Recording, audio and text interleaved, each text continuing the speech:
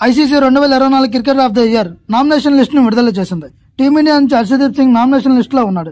T20 men's cricketer of the year nomination లో Team India నుంచి young bowler Harshdeep Singh ఉండడంపై cricket fans ఆనందం వ్యక్తం చేస్తున్నారు.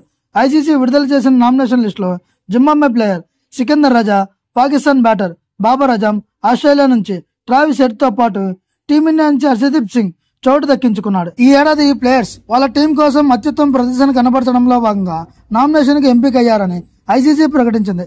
హర్షదీప్ సింగ్ 2024లో ఫెంటాస్టిక్ పర్ఫార్మెన్స్ ఇచ్చినట్లు ఐసీసీ తెలిపింది.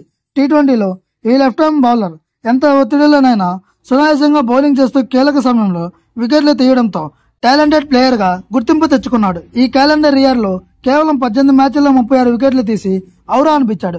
నామినేషన్ లిస్ట్ లో పాక్ బ్యాటర్ బాబర్ అజమ్ పేరు ఉండడంపై తీవ్ర విమర్శలు వెల్లువెత్తుతున్నాయి. బాబర్ అజమ్ మంచి టీ20 ప్లేయర్ అయినప్పటికీ గత కొన్నేళ్లుగా స్కోరింగ్ చేయడానికి ఇబ్బంది పడుతున్నాడు. కానీ అతనికి ప్లేస్ దక్కింది. అదే టైంలో టీ20లో రోహిత్ శర్మ అద్భుతమైన ఆటతో కెప్టెన్సీతో ఆకట్టుకున్న తన పేరు లేదని విమర్శిస్తున్నారు. ఇక బుమ్రా ప్రతి మ్యాచ్ లో కీలక వికెట్లు తీసి ప్లేయర్ ఆఫ్ ది టోర్నమెంట్ గా నిలిచాడు. అయినా బుమ్రా పేరు లేదని ఫ్యాన్స్ తీవ్రంగా విమర్శిస్తున్నారు. ఏమాత్రం ప్రభావం చూపని ప్లేయర్లను లిస్టులో ఇచ్చి బుమ్రాను సెలెక్ట్ చేయకపోవడంపై ఫ్యాన్స్, విశ్లేషకులు ఆగ్రహం వ్యక్తం చేస్తున్నారు.